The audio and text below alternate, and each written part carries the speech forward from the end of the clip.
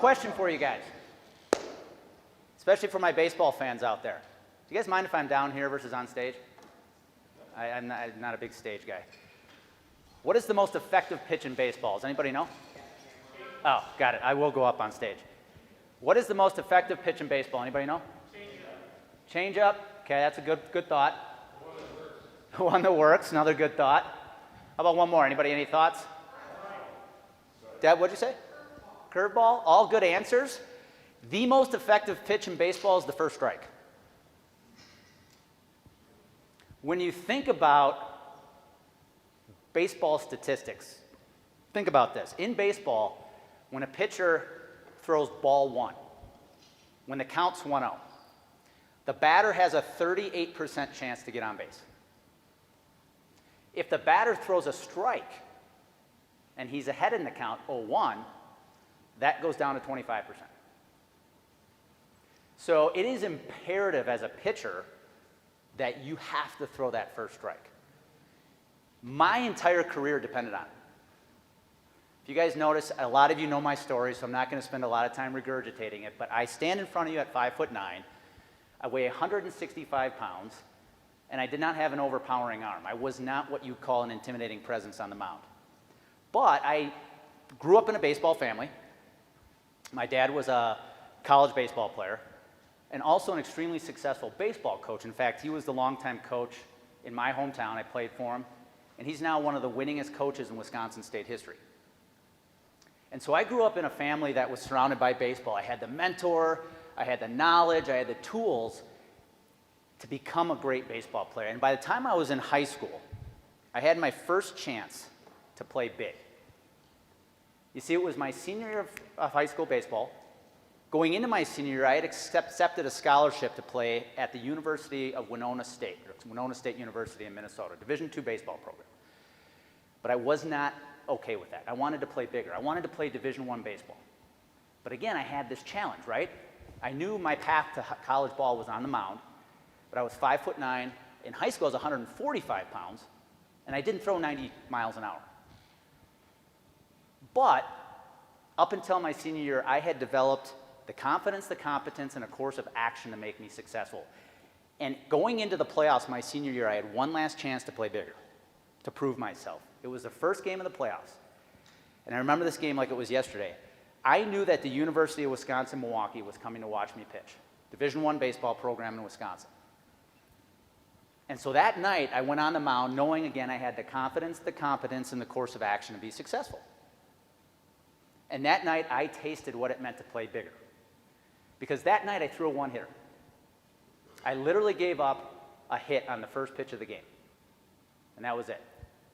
Now, the statistic I was more proud of that night, and it's why we're here to talking to the C-suite today, is that night in a 7-inning game, the baseball fans in here will get this. I threw 77 pitches, 65 strikes.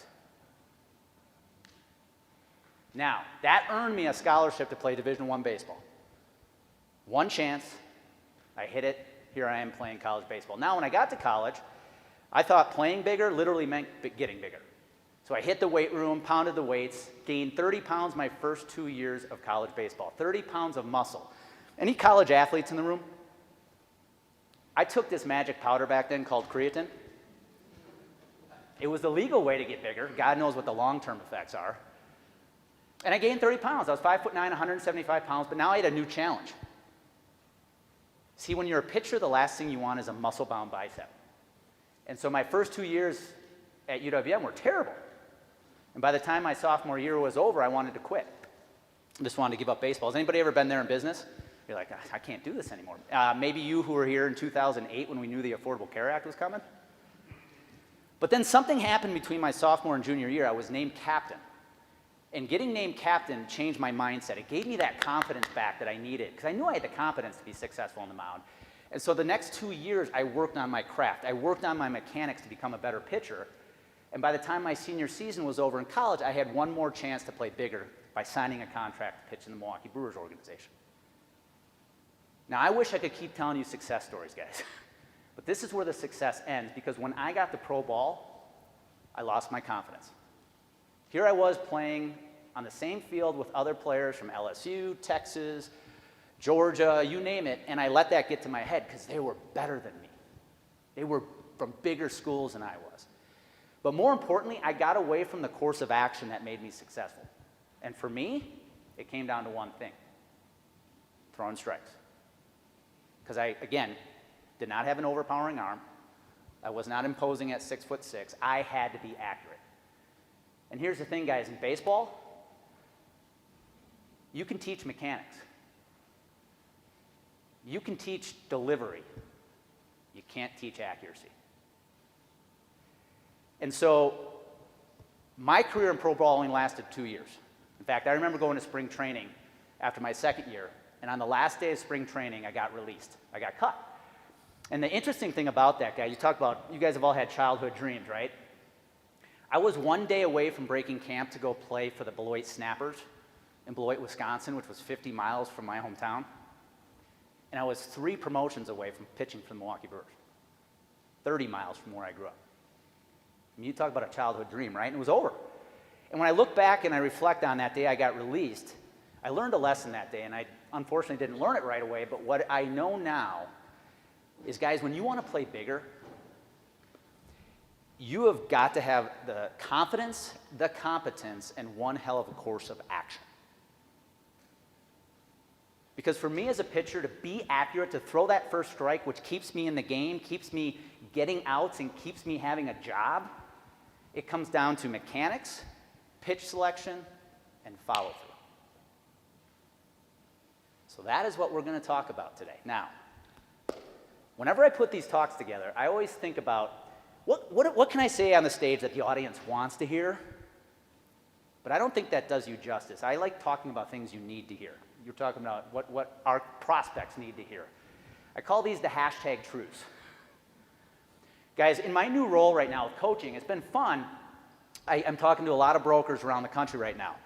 And when you think about what I just said, the mechanics, the pitch selection, and the follow-through, I'm making some observations right now around the industry that I want to reflect on, if you guys are cool with this.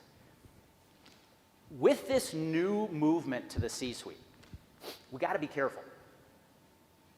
It's great to have this new language, but we have to have context around it. You can't walk into an office and say, I want to talk about your EBITDA. Because I'm waiting for a CFO to go, yeah, tell me about my EBITDA. And all of a sudden, we have no response for that. We got to be careful, guys. You have to have context behind this language.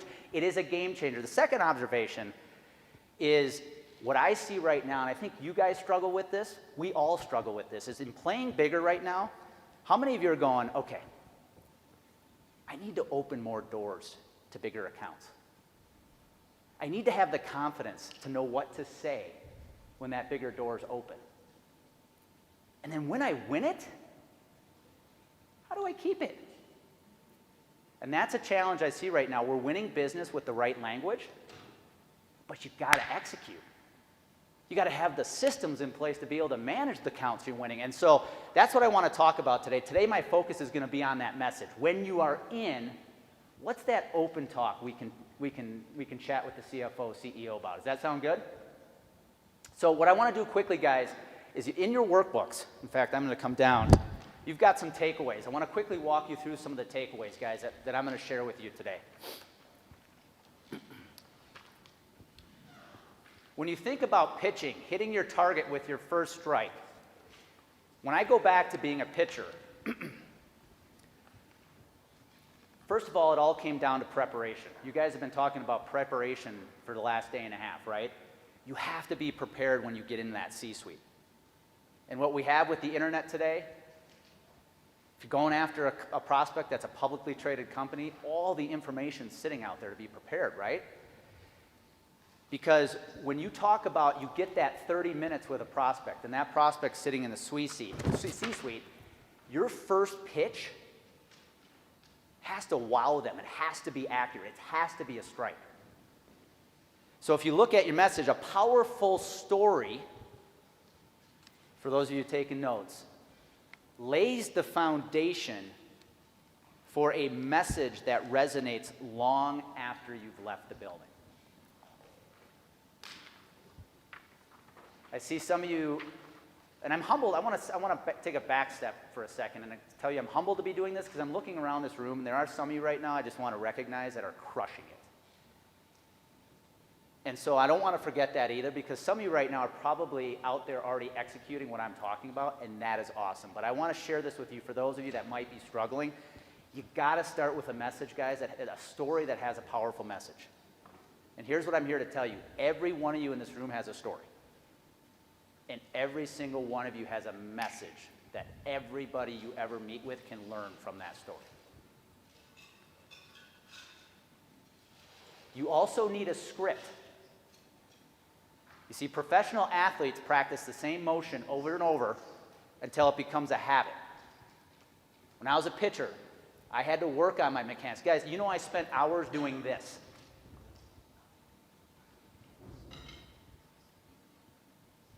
You have to work on your mechanics if you're going to be confident in the C-suite. Because your pitch is your motion. You have to practice it until it's perfect. Kim, I think you said it.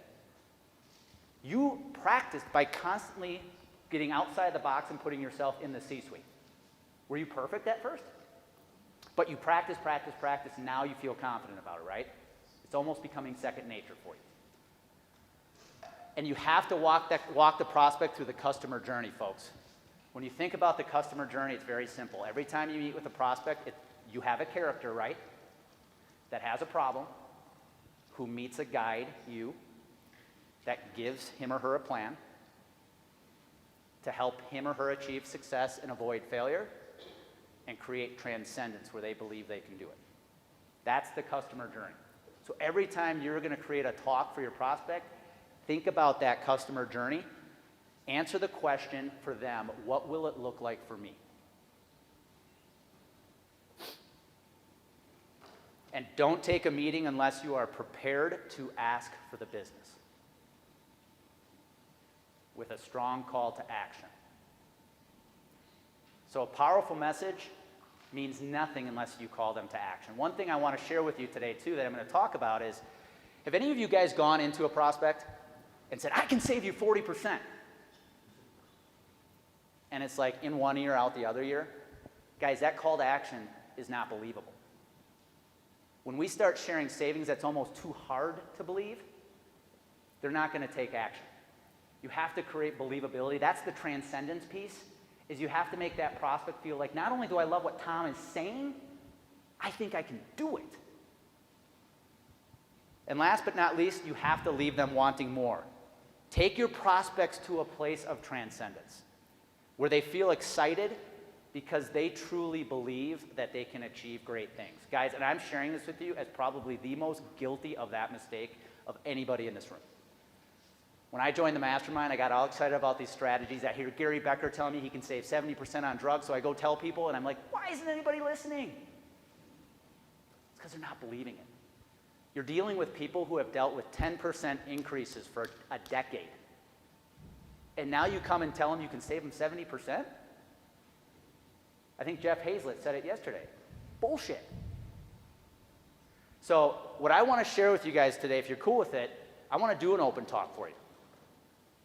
I want to show you, if I had 15 minutes with a prospect, a CFO, what I would walk him or her through. And I'm literally doing this on the spot, guys, because I normally use a PowerPoint. Do you guys want to hear it? Yeah. All right, cool. So I want you to imagine you have now 15 minutes with a prospect, 20 minutes with a prospect, and I'm going to preface this by saying you've already done your job on the fact-finding. You're sitting with the prospect, you've asked him or her what their challenges are, what their dream, their 2-year goal is, what are the challenges preventing them from getting there, what are the opportunities you can leverage, and what are the strengths you can take advantage of. And now they look at you and they go, Stephanie, tell me what you do. What do you say? This is where I go back and say, walk them through that customer journey. You see, if you're a CFO out there right now, this is a little different because you guys are not CFOs or a prospect staring at me. You're looking at your sales right now, aren't you, in your organization? And your sales are doing one of 3 things. They're increasing, they're decreasing, or they're flat, right? But no matter what your sales are doing, there is something happening inside your income statement every single year that's eating away at sales. And that's called your healthcare budget. Think about this. If you're a CFO and you have a $2 million healthcare budget, and you accept that 10% increase, how much are you adding to your budget next year? Murray? I just forced you to do some math. You do it, you're adding $200,000 to the budget, right? Guys, think about this. CFO's world, if the $200,000 is added to the budget, what's getting taken away from the bottom line? How much? $200,000. And if that CFO has, his organization has a 5% profit margin, he has to replace, or she has to replace that loss next year with $4 million of sales. Do you think anybody has told a CFO that before? That every time you accept that 10% increase, you have to create $4 million of additional sales next year just to offset that increase. And here's the challenge every CFO faces today. Number one, health insurance companies are misaligned. And we know this because of the Affordable Care Act, right? In 2010, when it became law, we had this rule known as the medical loss ratio rule. And the medical loss ratio rule simply said for every dollar a carrier brings in, it has to spend a certain percentage on claims, right? If it spends anything less than that, they have to give money back. Now, back in the day, I don't know about you guys, I remember giving checks back. It ain't happening anymore. You know why? Carriers stopped caring. They said, hey, if we let claims go over that percentage, we don't have to give money back. And at that point, they stopped caring, and we all know this. We can validate it with stock prices, right? I know, anybody see my video the other day about how to accurately show the stock prices? Anthem was $56 on March 23rd, 2010, the day the Affordable Care Act came out. Yesterday, I think it closed at about $250, $260. They're doing pretty well. Second challenge you face is the healthcare system is misaligned, right? Most of the system today is still fee for service. They get paid for what they do to you and how much they do to you.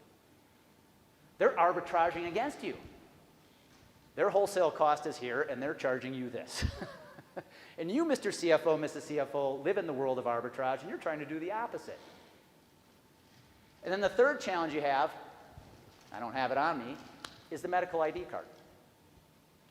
Every year you hand that medical ID card out, it is nothing more than an unlimited company credit card. Because you give your clients, your employees, an access to a PPO network, and they can go wherever they want and spend whatever they want within that network. And here's the end result right now. You think the only three ways, you have been taught the only three ways you can save health insurance costs today is by shopping the carriers, increasing deductibles and out-of-pocket limits, or just asking your employees to pay more. And here's the problem with that. Right now, your employees on average are making $40,000 a year. And with their deductible, their out-of-pocket, and their premium, that accounts for 20 to 25% of their gross take-home. So we're here to fix that. Here's the mindset shift we're going to create to help you fix that. Today, you stop buying insurance and you start managing risk. And there's three areas of risk you want to manage. Number one, finance risk. How are you financing your health plan? You have to try to get to a level of self-funding if you can, guys. That's the only way you can control your cost and create the transparency you want. The second area of risk you need to manage is catastrophic risk. You've got these claims on your plan right now that are making $70,000, $80,000, $100,000 that you're being told you can do nothing about. Those days are over. I'm going to show you how you can take a $100,000 claim and make it $50,000. And the last area of risk you need to focus on is healthcare purchasing risk. Figure out how your employees are accessing the healthcare system and help them buy those services better. So how do you do that? I have a process I call EBITDA. Now, in your business, EBITDA is in simplistic terms, is the value of your company, right? This process called EBITDA is going to help you determine the value of your health plan to your employees. So let me share with you what the acronym EBITDA stands for, our 6-step process. Number one, E is empathy. I forgot, G, I thought you said this yesterday, but you didn't. I think it was one of the C-suite executives that were up here. 90% of all performance, financial performance, I think, is based off of empathy. And here's the challenge C-suite executives have. Your average employee is making $45,000 a year, and their out-of-pocket limit is eating up 20 to 25% of their gross income, right? But from the empathetic standpoint, the challenge is you might have a CFO making $300,000. That means nothing to them. So C-suite executives have to understand a $7,000 out-of-pocket limit for their employee is like them having a $30,000 or $40,000 out-of-pocket limit. Empathy is step one. We have to understand what our employees are going through. And then the B, better compensation model. And I'm sorry I could not come up with a better word than better. Broker pay. Guys, we're going to align our pay with your ability to save money. I know some of you are doing an unbelievable job of that right now. But I'm going to align my pay with your performance of your health plan. The I is insurance financing. Now we're going to start looking at how you're financing your health plan, or is it financing, Trey? Financing. We're going to figure out how you're financing your health plan. Are you fully insured? Well, okay, then we need to get you to a better model if we can, whether that's level funding, self-funding, or captives. Now we got the T, because if we are empathizing what our employees are going through, you're aligning your broker's pay with your goals, and you're moving to the right insurance financing arrangement. Now you're creating transparency. The T is transparency. Now you're seeing your claims. Now you know exactly how your health plan is performing month in and month out, which leads to D. Now that you have transparency, you get to make data-driven healthcare decisions.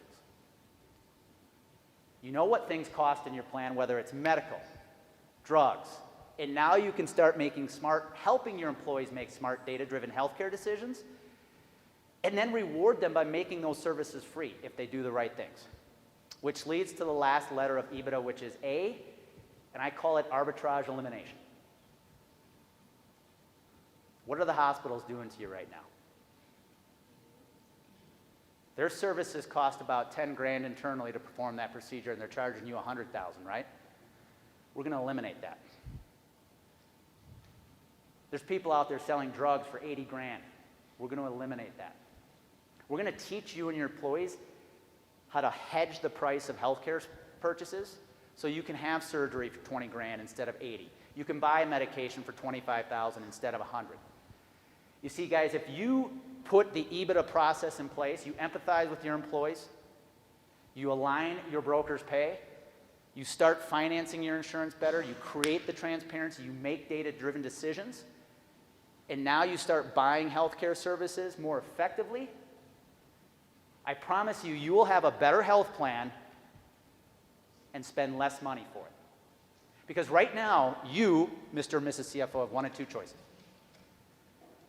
You can keep doing what you're doing and look up and keep getting frustrated, or you can look back and celebrate that you have a better health plan for less money with smaller out-of-pockets than you did 3 years ago. The choice is yours, because you're going to be in that spot 1 year, 3 years, 5 years from now.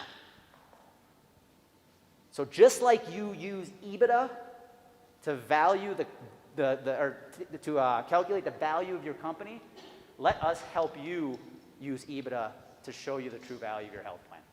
Thank you. Questions? We got like 3 minutes. Thanks. Can I admit something to you guys? That acronym came up, what day was that? Thursday in the shower. Was it yesterday? Yesterday morning I texted you, didn't it? You guys totally steal that. I think it's great. I just came up with it yesterday. Like, EBITDA, that's perfect. But no, guys, I'm gonna say one last thing and then I'll get off stage. Go back now how I presented. I'm not doing this to do this. I want to share with you, how did I start? You, the character, CFO, CEO, COO, have a problem or problems. Here are the solutions.